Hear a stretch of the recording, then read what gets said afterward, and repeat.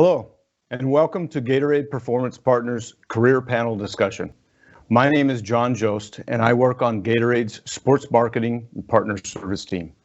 Prior to my position with Gatorade, I became a member of the NSCA and a certified strength conditioning coach 30 years ago, and spent over 2 decades in college athletics as a strength conditioning coach. So I know firsthand how important strength coaches are in the lives of their athletes and the positive impact that you can make. There's no way to sugarcoat 2020 and the many challenges that so many professionals have faced over the past 10 months, and the specific or unique challenges to the recently certified strength conditioning coaches like many joining us today as you begin your careers. Our hope is that today's panel will help you provide you with some tips and help you navigate through this uncertain times and help provide some ideas and some skills that can help set you apart and make you more marketable. Throughout this conversation, we'll be taking questions from everybody that's joining us.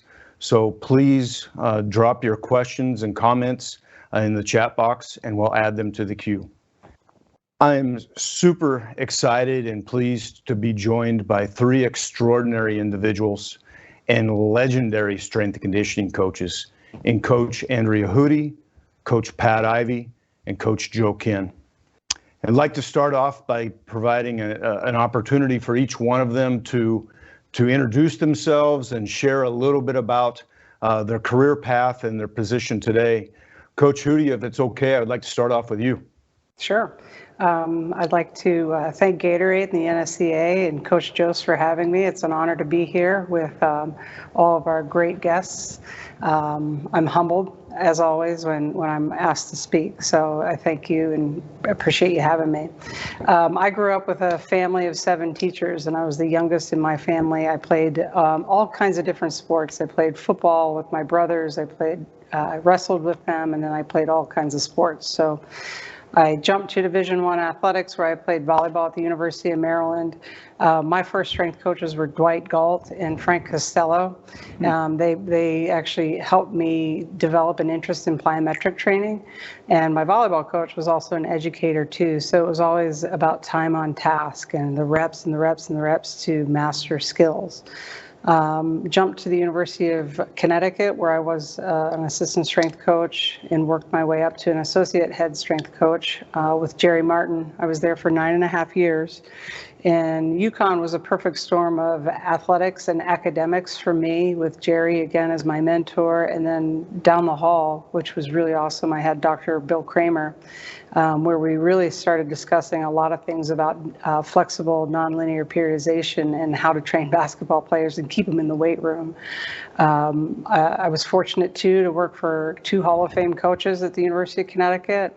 And then there were also Final Four teams with women's soccer, field hockey. So there was just competition that bled through the hallways at the University of Connecticut.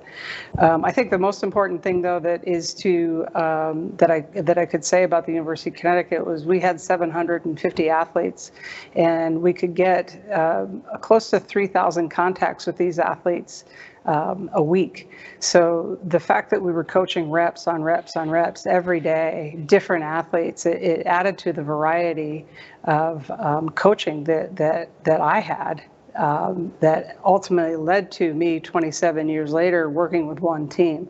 And I think that doesn't work these days as that. So, I was also, this is a time when there weren't very many women in the field. So the women that I looked up to in the field were Meg Stone, Beth Stringham. I think when in 1995, Rachelle Ellsworth, Heather Mason, and myself were probably one of the first women to join the strength and conditioning field. Now you get to people like Meg Young, Kelly Powers, Mo Butler, Corey Metzger, Stacy Torment, and there's so many more. Leanne Blinn, Lee Brandon, all these women are in the field right now, and it's really cool to see. Dr. Kramer always says that UConn was Camelot because there was just this mix of academics, research, and things going on with our athletes that I think people are actually trying to replicate now. So 20 years later, we were doing it in the early 2000s.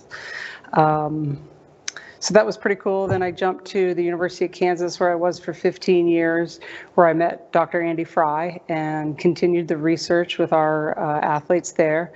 We really started to use technology in the weight room around 2012, where the technology that we chose to use were technologies that we could use to program exercises for our athletes. It wasn't measurable on the court, and then we would decide from there.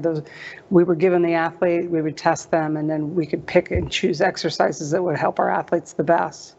And now I'm on my second year at the University of Texas as a head strength and conditioning coach for men's and women's basketball. But again, this is the first time that I've worked with 12 to 15 athletes at one time in my own facility. So I think that's pretty cool. Thank you. That was, you're very humble too. One thing that you left out is how many national championship rings that you have. I don't know if there's a strength coach that has more. Oh, Coach Ivey, could you share a little bit about your career path and yourself, please? Yeah, John, thanks for having me, and appreciate Gatorade for putting this on. I am really humbled to be on this panel with two people that I've tried to get as much information from as I could, whether they knew it or not. I was doing it, especially if they had former assistants that were out there. But so this is great. I appreciate you all being here. I'm originally from Detroit, Michigan. I played football at the University of Missouri, early 90s. My senior year, I think, was the last year of the Big Eight. Then I had a chance to play professionally for the Chargers, the Lions, the Broncos, the Packers. And I was actually a graduate assistant while I was a professional football player. While I was training our NFL athletes, I was actually working out with them and going back and forth between training camp and mini camp and training the wrestling team, baseball team, track team, and had a really good young career.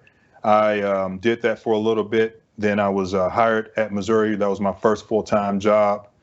Did that for a year and a half. Then went to the University of Tulsa, where that was my first director position for 2 seasons. And then I returned back to the University of Missouri, where I was there for 11 seasons and was promoted from director of strength and conditioning to assistant AD, still working with football, but overseeing everything, and then associate AD. During that time, I went back to school. I got my doctorate in the School of Education and Counseling Psychology with a special degree, specializing in sports psychology, and just really just trying to incorporate that into my coaching.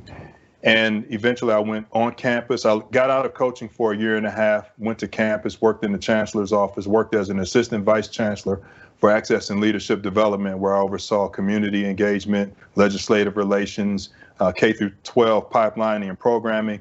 I realized I missed athletics, so I went to Arkansas State, went down there, assisted Kaz Kazadi, who was the director. He left, went to SMU, and I was promoted to director. And then I saw this job posted here at the University of Louisville, so now I'm the assistant vice president, associate athletics director for student athlete health and performance, where I oversee sports medicine, sports nutrition, sports science, sports performance, mental health, mental performance, all of our physicians and the dining hall, and just getting all of these areas to work together. I work with some tremendous professionals. I love my job. It's something I've been training for my whole professional career, and I'm excited to be here tonight. That's awesome. Thanks, Coach. Last but not least, Coach Kenn, aka Big House. Please share a little bit about your experience. I just want to know how I can get a title like Pat's. That's one of the greatest titles I've ever heard. Yeah, this Joe Kenn, born and raised in New York. Went to college at Wake Forest as a scholarship football player, which was very important in my life, because without that scholarship, I'm probably not on this panel with these two great leaders in our industry, along with Coach Jost. Obviously, we want to thank Gatorade and the NSCA for inviting us on. But I'm a self-made strength coach. I learned it the hard way when it was really what it was all about, coaching every athlete in the building. And you know, I like to say, based off of my experience, I've coached 10-year-olds to all pros and have been involved in all the different sectors of training athletes, whether it be the private sector, the high school sector, the collegiate sector, and the professional sector. And the one thing that I think I have to remind people who are not in my age era or my age generation is I wasn't always a football guy. The very first sports I worked with were women's volleyball, women's basketball, gymnastics, and men's tennis, as well as track and field at Boise State. So the evolution of what you people see now as the norm in strength and conditioning is something that most of us never thought would gravitate to this type of level of staffing, and how it has become more a sport-specific strength coach versus what we all joined it for was just to train any athlete we could get our hands on. But my career path started at high school at Pinecrest Prep in Fort Lauderdale, Florida. I actually became an NSCA student member in 1986. So what does that make this? 35 years that I'm a member of the NSCA, because at that point in time, I knew what direction I wanted to go in. I've been certified for over 30 years. So I was certified, I think, in 1990, and have been able to maintain that, which is a tough thing to do sometimes. But I spent 2 years on the high school level at a prep school in Fort Lauderdale. 8 years I was at Boise State, where I went in as a graduate assistant. I was looking for a job. My graduate program was done. I had a master's and didn't have a job. And like I said, the women's basketball coach and the gymnastics coach went to bat for me, and I got a full-time assistant position. The next year, I got elevated to the head guy and stayed there for 5 years. So I was there 8.5 years. I did a 2-year stint at the University of Utah, where I directed the entire department and specifically worked with football and the legend Rick Majerus with Utah basketball. Then I did a 7-year stint at Arizona State, where I worked with Dirk Cutter with the football program. The first 2 years I was football only. And then my 3rd year there, I became the head coach of sports performance. And we tried to reshape the whole identity of what strength and conditioning in the 2000s should look like. From there, I did a 2-year stint where Pat's at Louisville, took a year where I was in the private sector, and then I had an incredible 9-year run with the Carolina Panthers of the National Football League. And now I am the vice president of performance education for dynamic fitness and strength, and also run my own business, Big House Power. It was awesome. Thanks for all of you joining us, and I hope that everybody that the NSCA and everybody watching understands how special this is to have this panel. This is a great group of individuals, as I've said, and with a wealth of knowledge and wisdom to share.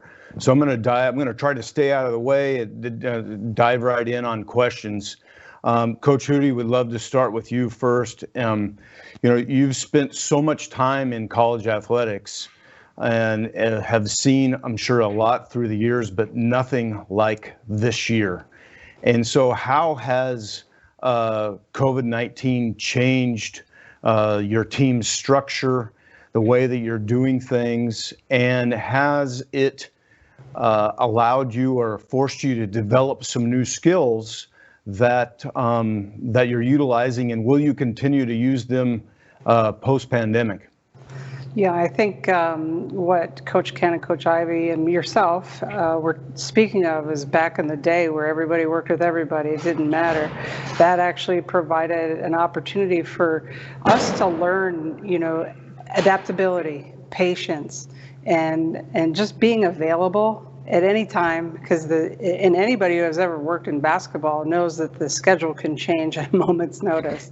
So I think that I don't think there's new skills. I think the foundation was set, and then I'm bringing those skills back to light. I think flexibility, adaptability, patience, and accountability to others. Wearing your mask is really important, and washing your hands, because you are accountable, because you could bring down the ship, right? So I think that responsibility to a group of people that are in your bubble has that tends to probably be the most interesting and challenging part, because I mean, going home from Christmas, I didn't even enjoy it, because it was like I couldn't even be near people people that I wanted to be near. But I guess, looking at it and thinking about it, a new skill might be reinventing this optimism with the athletes and understanding that everybody's going through this together and that we can be there for each other. So I always go back, though, to I've never changed who I am as a coach, so my core values are really, really important. So I don't think there's any new skills. I just think that understanding each other is really important. That's great advice. Next question, going to go with Coach Kenn. We know that you've been super successful as an innovator. As long as I've known you, you've always innovated, and you've developed new and revolutionary ways of programming, which you're famous for. And given the toughness of the current job market, especially for the young or the recently certified strength conditioning coaches, it may be pretty natural for them to feel the need to promote themselves and figure out ways to be innovative. What advice would you give the newly certified strength coaches regarding innovation and promoting themselves, and just how to start down this journey? Yeah, I was very fortunate I don't know if I would have been an innovator if it wasn't for Ron Thompson, who was my boss at Boise State, who when I got hired was pretty flexible in giving me creative freedom, which back then it was not that way. And then the challenge, I always say this, June Doherty, our women's basketball coach at Boise State at the time, challenged me without challenging me, because she was a high-level basketball player at Ohio State. She coached with Tara Vanderveer at Stanford back in the early 90s. And if you follow women's hoops, back then that was the premier dominant team before Tennessee and UConn started to take their big runs. And so she understood training. She understood what the best of the best looked like. And at that point in time, what people don't understand is, and I'll say this before we even get into innovation, the one thing I'll tell you straight off the bat is study the history of why you have a job today and how you got your job today, and the people and the pioneers that stand way before myself that put us in the positions to have this. Because back when this whole thing started, it started with football. I mean, it's just the way it is. It started with football. But what happened was, as these football players began to become more sustainable on the field, and their KPIs, what we just call testing back in the day, they enhanced their overall athleticism. Other sports were like, well, if it's working for them, it could work for us. And what usually happened, because back then a 15-team or a 20-team school really only had a head strength coach and a GA. And what would happen was all the other sports just got the old football coach, the football programs. And finally, I come in, and now I'm 2 years out of playing. I'm a competitive powerlifter at the time. I walk into my first meeting with the women's basketball staff, the trainer for basketball, and here I am, 6'3", 320, goateed up, and they're like, yeah, here we go. Another football guy going to give us football workouts. And she didn't come at me like that, but I know what the perception is, right? I mean, it's a simple perception. And she said, I'm tired of having football programs for my basketball players. And that resonated with me, because I always wanted to do, I can continue. I want to do right by the athlete. What has happened after that, and the fact that where I stand today because of what I happen to create, had nothing to do with anything. Is just, I just felt like I owed it to that coach who was going to hand me her team, and I had to earn trust and respect. So that was 1991. And again, I was a historical studier of all types of training. I'm not going to go into that depth about innovation, but what happened was I just looked at the way everybody was training athletes, and the truth is they were just cherry picking from other sports that I call strength disciplines, because that's what happened. The original strength and conditioning coaches that started to show up were hired based off of what the local guy was doing in town. So if you hired a guy who did Olympic weightlifting, everybody was going to do an Olympic weightlifting program. If you hired somebody who did powerlifting, it was powerlifting. If you hired somebody who did bodybuilding, they did bodybuilding. The truth is, though, that's not how you need to train athletes. And that's why I say, regardless, there's no right way to train an athlete. That puzzle's never going to be pieced together. There's just so many different ways, because at the end of the day, we're not priority one. The sport of choice is priority one. So we've got to develop plans that we believe in that can enhance that self. So from the innovation standpoint, I'm waiting for the next innovation, because I think people now have gotten so locked up with what they're reading. And I always tell people, and it sounds kind of corny, but the number one thing you can do for yourself if you want to be an innovator is read between the damn lines. Everybody's reading these books. Everybody wants to regurgitate everything they've read and don't comprehend it and don't try to understand it. Everybody wants to know, why does West Side work for you? Because I've read between the lines and I understood how it fit. There's a lot of things I read between the lines and it doesn't fit. Everybody wants to make this thing more tougher than what it is. It's just an application of principles and trying to funnel it in a way that you can keep the integrity of what you do and make it sustainable. And that, if there's anything that you want to know about how innovation, when somebody's innovative, what the time-tested thing is it sustainable over time? But what I will tell you is, when you're looking to build a brand in this day and age, is the ultimate day and age, if you read some of John Maxwell's stuff, is the law of the niche, or the niche. There's so many unique things now that someone like myself doesn't want to know. I don't want to know GPS, but I have to know enough to know what it does. I don't want to be the nutrition guy. I don't want to be the science guy. But you need to find out which role you want to be. Do you want to be the analytics guy? Now, sports science, that's part of a strength and conditioning program. Pat was hiring those types of people on his staff at Missouri. The sports science program that Coach Hudy brought up with at Kansas. I mean, those people started to work together, and we started to finally truly bridge the gap of practicality and science.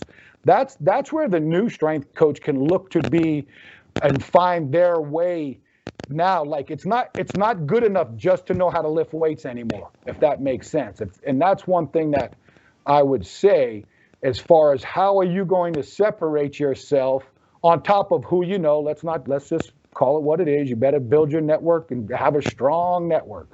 But this day and age, I really feel there's so many unique, minute details that the strength coaches that are in my era will touch upon, but are never going to be. You can only be an expert in one thing, right? And that's the tough part about being a strength coach, because you're a multifaceted expert, but you're really just really, really good at a lot of different stuff, and you've learned how to funnel it into an organized program. And I've always said that. Everybody goes, oh, you do this. I said, I'm very, very good at organizing large groups of people in an organizing, structured training environment. I don't know if I'm an expert in anything except talking a lot. So I think from the branding standpoint, and you've got to be very conscientious of this, I think both Coach Hudy and Coach Ivey and yourself will attest to. In this day and age, how do you create a brand if you've not accomplished anything?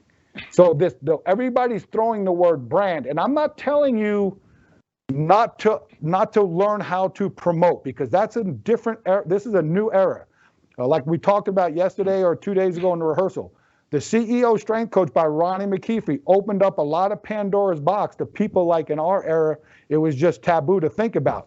So if you have your own, you're working, if you've built your own website. This isn't about telling me how smart you are, but what it is, it's a checklist. It's like a visual resume. It's like a Vita. It's like a portfolio of who you are. But to tell me that you've done the next greatest thing in training and you're still in diapers, you're going to have a hard time earning the respect of individuals who have put a lot of sweat, equity into the programming, into the development of who you are. You can't. That's not for me to tell you that you shouldn't be out there promoting yourself, because somebody's got to rise to the top in the hiring process. That's the way it is in this day and age. And I'm not telling you to not be on Twitter and talk about the research you're doing and things like that. What I'm telling you is be conscious of who's listening, because just because I'm not replying, I'm reading a lot of what's going on social media, and it's laughable what's allowed and what's disallowed and who gets into these Twitter arguments, because it's quite hilarious to me. But be careful. It's just like you should take branding and social media like I'm sure Pat Ivey is teaching recruits on recruiting trips of watch how you're handling yourself on what you tweet and what you say on social media, because you don't know who's checking. So branding to me is more about how are you going to establish yourself to earn the respect of the generations above you, not below you, if that makes sense. Like I'll just say it like this. Whenever I speak, I know what value I have because I'm not afraid to tell you all the mistakes I've made, but I'm more worried about what Pat, Andrea, and all the coaches that came before me think about what I'm trying to say, because those are the people that I have to pay it forward to, because they've given me an opportunity of a lifetime to be a coach. Great advice. Yeah, thank you. Coach Ivey, you have obviously had a lot of success helping athletes develop physically, but you've also helped them develop mental toughness. And my question is, how can strength coaches develop their own mental toughness as we're going through challenging times and we need to focus on the task at hand, focus on our goals, and persevere? It requires a lot of mental toughness. And so do you have any advice for, I guess, us as strength coaches to develop that mental toughness? Well, first of all, anything mental to me has always been important. Going back to high school, me being a college athlete, professional athlete, I realized that the best of the best always had this way of turning their switch on and off, moving on to the next play, being confident, being able to turn the intensity on and off. I always knew that some of the best athletes I've ever been around could turn it on and off in a split second. I remember seeing Barry Sanders across the aisle from me, and he's asleep in the locker. Like, how is this possible? I'm fighting for my life here, trying to earn a roster spot, and Barry Sanders is asleep. I was in awe that it was Barry Sanders, but then he was sleeping. That was messing with my head. So I've always known that the mental side is important. What I didn't know is that just like as strength and conditioning coaches, we read books, we watch videos and YouTube and learn how to lift and all of these techniques and fundamentals, and there's technical and tactical and the fundamentals. Just like we learn how to break down a hang clean or a power clean into steps and we teach it, it's the same thing for the mental side. And until my athletes challenged me, when they said, "Coach, you're always telling us how to get our minds right, but how do we do that?" And I said, I'm tired of this, because I didn't know how to do it as an athlete, and I don't know how to teach my athletes how to do it. I just tell them to do it. You get your mind right by getting your mind right. Like, what's so hard about that? And so I learned from my mentor, Dr. Rick McGuire. He said, "Pat, you asked me all of these questions, and do you know that we teach this stuff in class?" I said, "Coach, I get it. I know you teach it in class, but you know it." He said, "Pat, we teach this stuff in class." I said, "All right, Coach, in 3 years, I'll go back and I'll get my PhD." He said, "Why are you going to wait 3 years?" Within 3 weeks, I was enrolled in my first class taught by Dr. Rick McGuire, our director of sports psychology and our track coach for 27 years. And I started learning the skills that I needed to teach my athletes, so I can not just say, get your mind right, but I can actually teach them, so then I could coach them how to get their minds right. I don't know if you all saw Adam Feit's, one of House's former assistants, his presentation yesterday, but it was about intrinsic motivation and Maslow's hierarchy of needs. He was dropping a lot of science in there.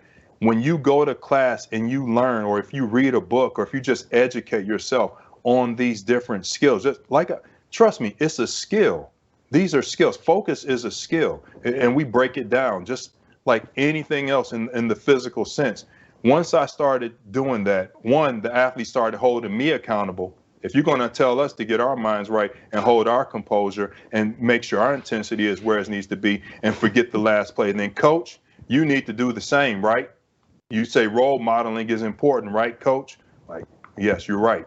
So the athletes were coaching me up. What about when coach was like, hey, we're going to run through I need you to run through a brick wall for me. Step on his throat. Hey, we're going to go for the jugular. Like, what does that mean? What's that called? What they call that? Coach speak? Yes, coach speak. Coach speak. Like, what does that mean? I want you to get ferocious. Who's ferocious?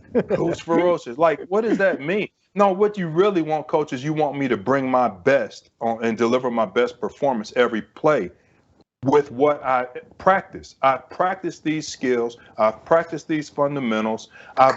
Now you want me to deliver when I'm supposed to deliver them. That's what you really want. That's what all coaches want. But we don't attack it like that. So for me, what I would say, strength coaches, is sit down with your sports psychologist, visit some professors, read some books, just like you read about power clean, hang clean, velocity-based training, APRE. Read about intrinsic motivation. Read about the PERMA theory by Martin Seligman. Read Maslow's hierarchy of needs. Read about these things and be able to put into practice and get rid of the coach speak. Be a student. So that great advice. And so this kind of leads me to the next question that I'd like to ask each of you for a brief reply. And so that is one common denominator for all of you, is that you have continuously continued to grow and develop as a professional, as an individual, personally, and you have all grown and attained a lot of things outside of being a strength coach. Coach Hudy recently earned her MBA. Coach Ivey has his PhD, and Coach House has developed really an iconic brand of Big House Power. And so my question is, as I know that this doesn't happen in one instant, but when did you decide, you know what, this is the right time for me to develop this brand or to get this degree and go back to school? And then how has that had an impact on your career? So let me start with you, Coach Kenn, if you don't mind. Yeah, like we were talking about, like everybody has their journey, right?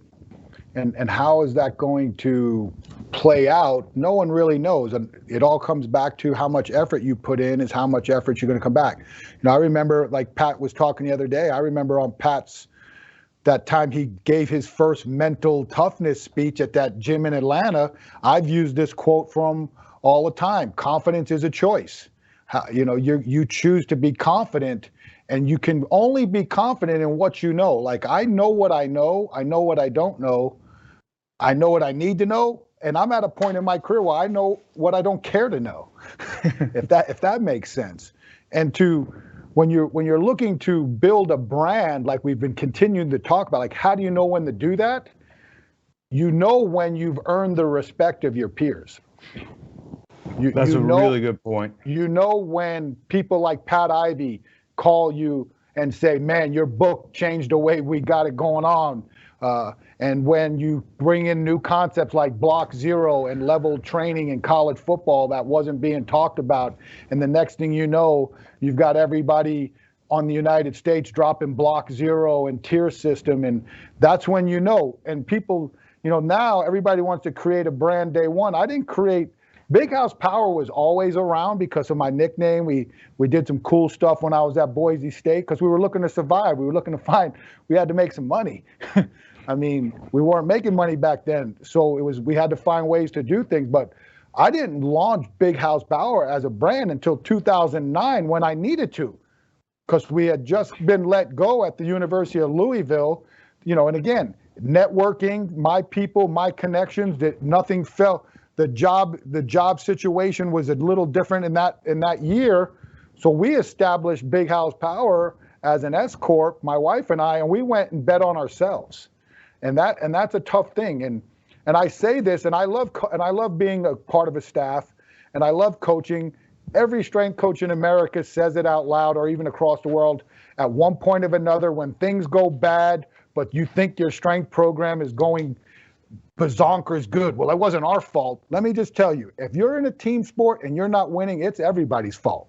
I promise you that. If you don't take that aspect and believe in that, then you're doing it for the wrong reason. You could have done something better to help the success of the team, regardless of what your role is. So when we left, my wife and I were like, you know what? We keep making these excuses. Well, let's bet on ourselves. And if we're going to go down with this fight, at least we can look each other in the eye and say, that's on us. There's no excuses of, well, this coach did this coach didn't recruit that. Everybody hears it. Let's just be honest. We've all said it. I mean, there's not one point in time where you're going to be like, man, we just would have had better players. Well, that's part of you helping recruit better players. I mean, that's just the truth of it. So I think building a brand comes with a long-term buildup of who you are. And I'm not saying you got to write a book. I mean, we've all written books. Myself, Andrea, and Pat have all written and published books. But that's because you had lifelong experiences to put you in a self to write those books. You know, when I published the tier system, the coach's strength training playbook in 2003, people who know or have been on my staff, that was the fourth time that book was written. That was our playbook. Our staffs were getting that in 1997 in Boise State. And so it wasn't like all of a sudden, hey, let's write a book. That book was being applied at 3 different universities.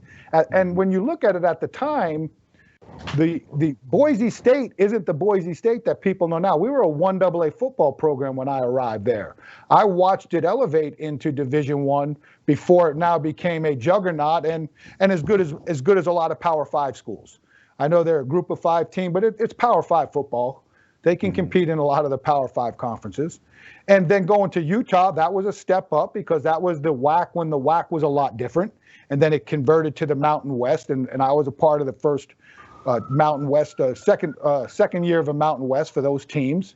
And then you go to the Pac-10, and then you realize, okay, now you got to prove yourself again. Just like you just continue to build and you continue to add and you continue to maintain the integrity of what you believe in. And that's what happens now. And that's why I say the interpretation process of the younger strength coach is my ultimate challenge to them, because until you believe in your heart something is true, it's a hard sell to anybody. And that's where people are losing sustainability. There's so much information out there today.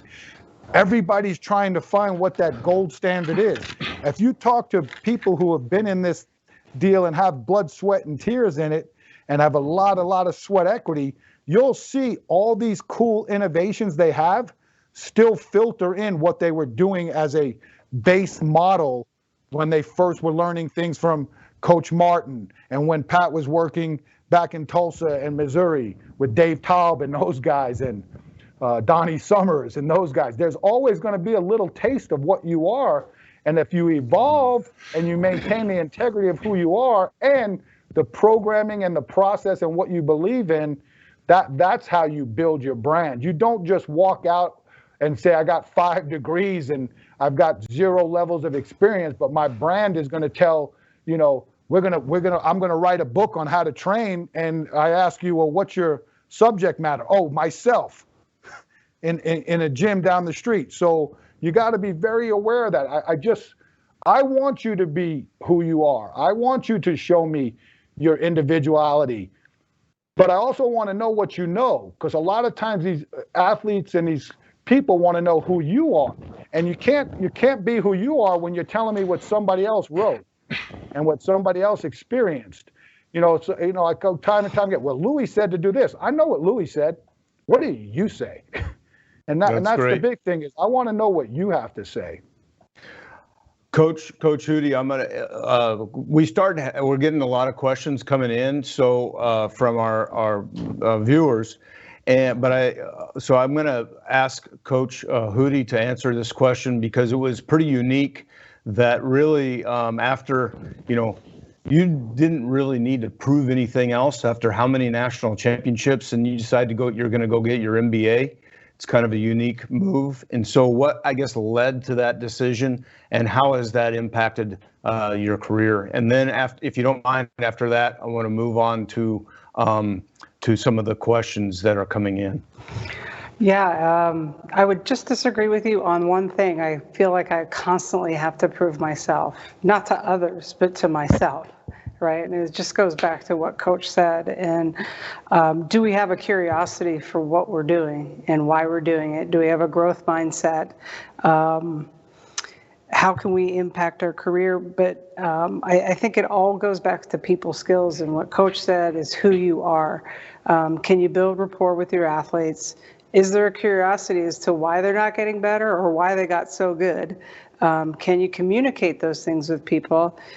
Are you ambitious? And then I think one of the most important things, especially for younger coaches who are actually millennials, so we are actually hiring millennials now, is conflict resolution.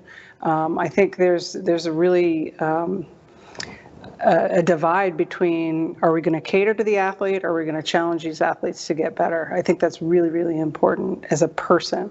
So, curiosity and having a growth mindset. I went and got my MBA because I wanted to have a better understanding of why college administrators and athletic directors were making certain business decisions, because I was like, we talked about it earlier, right? You have 3 different strength coaches come in 3 different years and they change the weight room 3 different times. And it's like, why is that happening?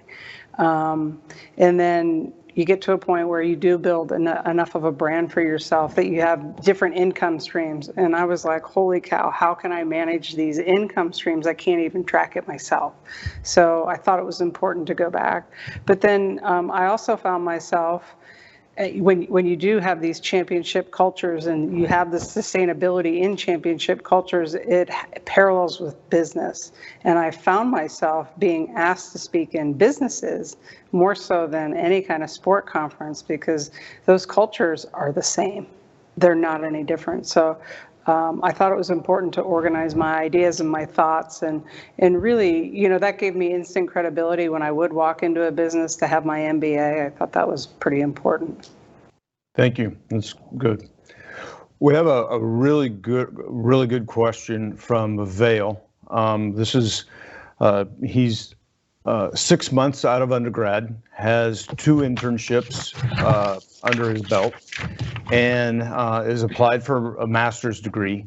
And he's concerned from a financial standpoint about the next step. And he's asking, how do you balance education and the experience with, at the same time? And the reality is everybody has ends to meet. So I don't know who wants to dive in, but I'm sure that each of you could speak about it and give a lot of wisdom. But whoever wants to jump in. I'll jump in on that one, John. One, I've never been able to successfully balance anything. For me, I'm just totally unbalanced, out of balance. So what I focused on was integration. So for me, how was I able to go back to school and be a coach at the same time? It wasn't easy, but it was a lot of good people around me. It was time management, but it was also communication. It was about people having my back and me having theirs. It was about being a servant leader. It was about it was about a lot of things. So it was about having my family come to training table to have dinner, and then I can go back and finish studying. So I've never been able to balance anything. I don't even know how to. I've never even tried. I just try to look at what I need to do, prioritize it, and get it done check it off my list based on the priorities that I've set, based on my value system. Yeah, I like what Coach had to say about integration there because, you don't get counselors in grad school, right? And you're your own counselor. I think one of the most important things I did was found something that I wanted to study. And then as I was in grad school, that was what I focused on. And I studied that and I looked at it with every athlete that we worked with versus just studying random things here and there and then coming up with a thesis idea. From day one, my thesis idea had started from the beginning.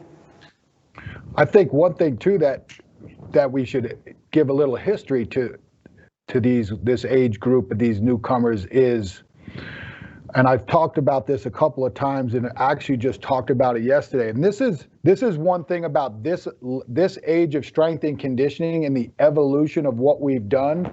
I think we've been, I think it's a hard pass for the individual in this position, because when you're looking at it from education and paying for a master's, when we came up, that was the next step, was graduate assistantships.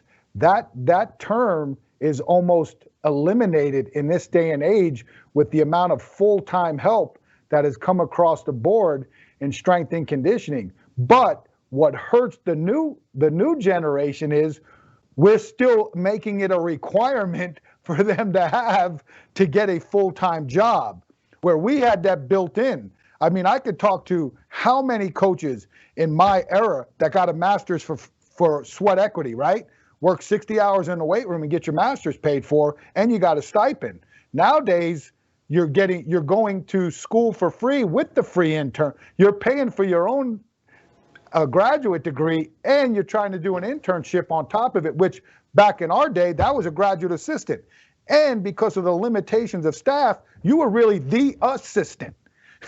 You were doing full-time assistant work. And I think that, to me, is the one thing, as much as I am very, very excited of the growth of the profession and the amount of full-time jobs that have been established, I do feel like we're missing the boat with these younger strength coaches coming out of undergrad who are facing that type of financial challenge that a lot of us didn't. And yet, even there's people in our roles today who are asking these kids for masters. And then when they say, well, coach, I'm trying to afford to get through school, and we look at them like we're crazy, we forget most of us, we had a good ticket. So I think that's something that, again, like Pat as an administrator and Coach Hudy talking about, we do 3 weight rooms. I want to know why we're doing all this money. And that's a good value. It's a graduate assistantship and pay your masters and things like that. We all know that's good value. And that's one thing that if I had something to say about it in Congress, I'd say we need some more graduate assistants back in strength and conditioning. I think that would help a lot of this new generation who are graduating right now. Well, it helps us. It helps us too, because then we see the new things that are happening in strength and conditioning, because the graduate students are studying it and bringing it into the weight room and bringing new questions. I had a full-time assistant here, but when he left, I wanted to hire a GA and an intern, just so they would bring new ideas and understand where kids are coming from, or athletes are coming from these days. And then we have to look back at the effect of what the 5-coach rule with football had. The sport that generates the most money, we used to have a lot of graduate assistants working with that sport, and you could train those young assistants. Now, a lot of schools, once we went to 5 coaches, we went to 5 full-time coaches. Now we don't have many graduate assistants working with that sport. And we put the burden on Olympic sports to have those positions, and it's not fair. It's a really good point, Pat. Very good point. We have another question that has come in from William, and this is related to networking. And he says, it can be tough for younger strength coaches to make personal connections. Do you have any, networking techniques that you could share? And then also kind of to add on to that, in the world that we're in, where it's very difficult to go and visit somewhere because of not being able, not being able to not being welcome in this environment that we're in with COVID. So you have to make that networking through a virtual setting. So any advice, any tips that you can share for William and for everyone else who's listening? I have an Abraham Lincoln quote, and it's the best way to predict the future is to create it. And if you see yourself somewhere, work backwards and somehow get there. Be persistent, because there's 1,000 things going on in our worlds as coaches.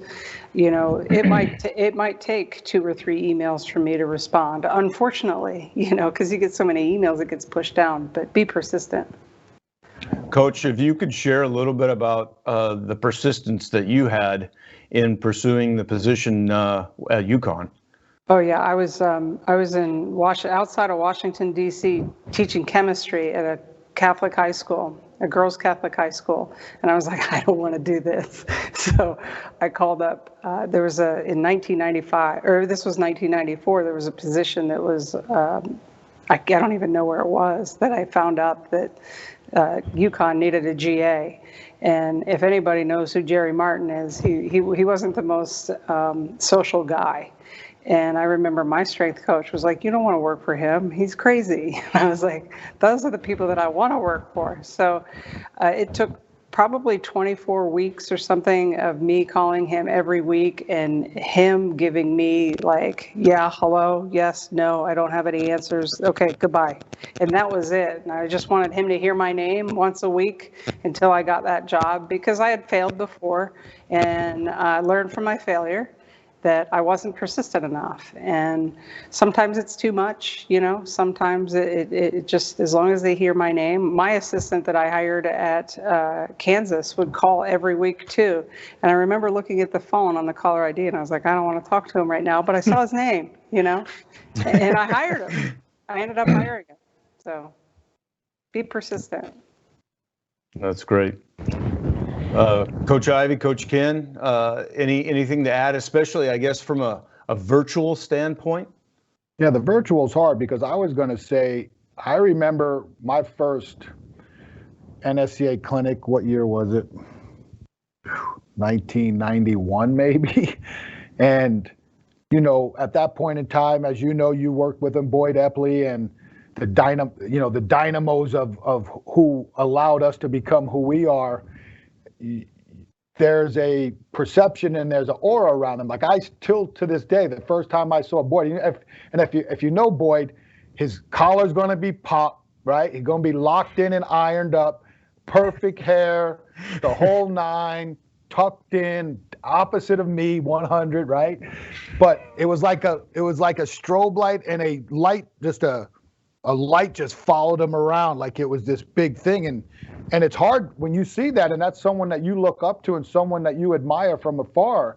It takes a lot to reach out, and it takes a lot to go up there and introduce yourself. And that to me is something I learned early on. It's hard to get up the nerve. And in this day and age with virtual, the thing that I know, I was on numerous Zoom calls and was very fortunate that people thought I had something to say, that a lot of people got exposed to who I am by being on these internship Zoom calls and knowing that, hey, if you want to reach out to me, send me an email and I'll respond to the best of my abilities. So the big thing that I would say is, especially in this climate, is when you see these opportunities for these free Zooms, or that we're all starting to launch, all these companies are launching, and our companies are going to launch, don't hesitate to sign up. And then that could be the icebreaker, is when you see the email post up and the people say, hey, reach out if you got a question. I've had several of the interns that were at Fresno State this summer reach out to me after a couple of presentations because the ice was broken. And this is a good way where, because it's not, you have to go up and shake somebody's hand and you have to get up the nerve to look somebody in the eye. Even though we can see each other on a screen, you can still break the ice in a little bit more informal way and get some of that nerve, so that when you do finally meet that person in person, you'll be a little bit more calmer and a little bit more sure of yourself that, hey, when I go up there, hopefully he'll remember who I am, or hopefully she'll remember who I am. So, and then and always remind people. Like I always tell people to, when you just remind me how we met. Oh, I DM'd you, right? I hit you on Twitter, or I reply, so that I can recall that we corresponded here. Because this day and age, as much as you think it's a joke, there's a lot of ways to communicate besides traditional email and text. That's really good. Thanks for that, Coach. The next question comes from Javier, and I'm going to direct it to Coach Ivey, and it has to do with mental toughness. And so how do you develop mental toughness during a pandemic without having your athletes lose motivation? So I think, in some cases there are the coaches are working with their athletes virtually, and others they're doing it virtually. And there are definitely a lot of challenges in developing mental toughness in this environment. So would love your thoughts. Yeah, developing anything during the pandemic is going to be hard. If you're talking about nutrition, developing cooking habits when you didn't learn them before, unless you're trying them on your own and you're at home, developing good training habits and conditioning habits is tough during a pandemic when you didn't do it before. Developing good mental skills during a pandemic is more difficult. If you had them before the pandemic and then you could use them during the pandemic, everything would be probably a little bit better. So how do you develop it? Well, one, you need to know what it is. You need to understand it's a skill. It's a choice. Like House said, when I was first teaching, first of all, mental toughness is a construct. It's not something that scientifically you can define. You can understand the qualities of what it is for someone to be mentally tough, but you can't scientifically you can't actually define it. But you can understand what the qualities are of someone who is mentally tough. So it's a skill. What are those skills? If you can start to break down what it is, and I don't know how to do this. I actually, for me being a servant leader, I actually developed a course to actually teach it. So this is not the time or place, I don't think, to do the self-promotion, but that's part of what we've been talking about, the branding. I felt the need that I wanted to pass this on. So there are resources out there that you can look for and just somehow just look it up and just research it and find it. It's not the easiest thing to do. I don't know how you teach a full team other than say, hey, here's a video, here's a lesson, here's a one-sheeter, here's an infographic, and you just try to drip feed them information. And then once you get back together, just make sure that you're implementing this into your training routine. So make sure you're talking about nutrition at the end of training. Make sure you're talking about a life lesson at the end of training. Make sure you're talking about a mental conditioning, mental lesson at the end of your training. It takes 5 minutes. You can go through all three and eventually start stacking those blocks. Thank you. Our next question comes from Reb, and it has to do with high school level strength conditioning. And I'm going to start with Coach Hudy, if we could. What are your thoughts on high school level strength conditioning being a new growth, new opportunities for strength conditioning to gain employment at that level? I love it. That'd take me back to my roots and my foundation with really getting the numbers of athletes that you can have an impact on. I think Coach talked about it earlier, I think in high schools now, from what I understand, and I could be wrong, is the football strength coach now does all the workouts at the high school. So it's like this thing that they inherited also. So I think it's a new opportunity. I would find it super interesting to have an impact on those kids at that point in their career, because I think it could be pretty large. And you're in a state where there are some really good high school strength conditioning positions. Rachel Hayes just got Strength and Conditioning Coach of the Year. That's great. Unfortunately, that's all the time that we have. I would really like to thank the NSCA for providing this opportunity to host this panel. And a huge thank you to Coach Hudy, to Coach Kenn, and to Coach Ivey for joining us and taking the time out of your busy schedules. This discussion has been awesome. I feel like we could probably talk for days, and would like to for each of you to kind of give a closing shout out, closing words of wisdom, if you don't mind, as we kind of sign off. So I'll start with you, Coach Hudy.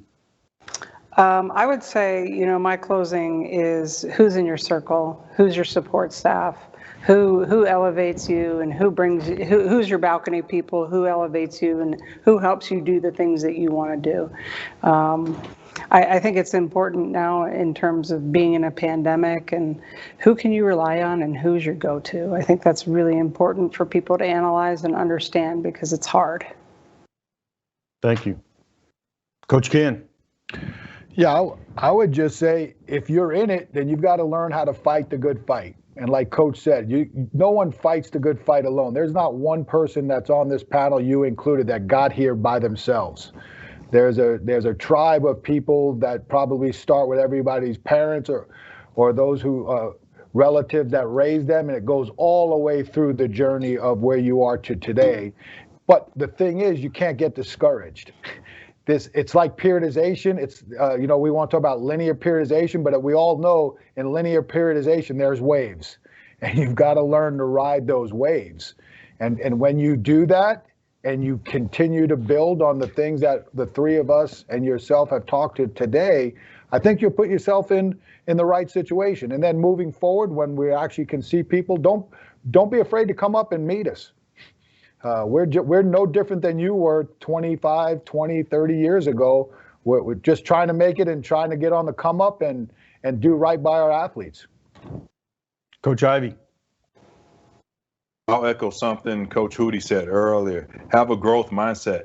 I forgot that I was actually a panelist at moments during this discussion, because I just want to understand and hear what Coach Kenn and Coach House and Coach Hudy are saying. So just continue to soak it up, continue to learn, continue to grow. I would bet that Coach House and Coach Hudy have a list of, they've got notes. They have a list. They have a list of things they want to accomplish in the future, in the near future and in the far future. Even though they've accomplished so many things, I would guarantee you that they have goals and things that they want to contribute to. They want to continue to contribute to this profession. They want to continue to grow professionally, personally. And I think if you can look at people like them and say, if they're still growing and learning and don't think they know it all, then maybe that's a good quality to have.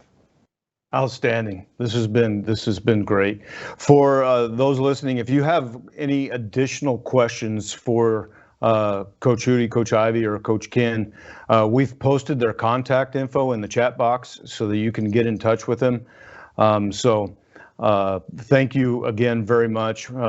As we wrap things up, a huge thank you to everybody who has joined us and taken the time out of your busy schedule.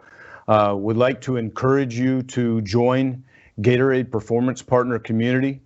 This is the first multi-discipline community for sports health and performance professionals to gain access to cool discussions like this, complimentary CEUs, tools to help you grow as a professional and to help you train your teams.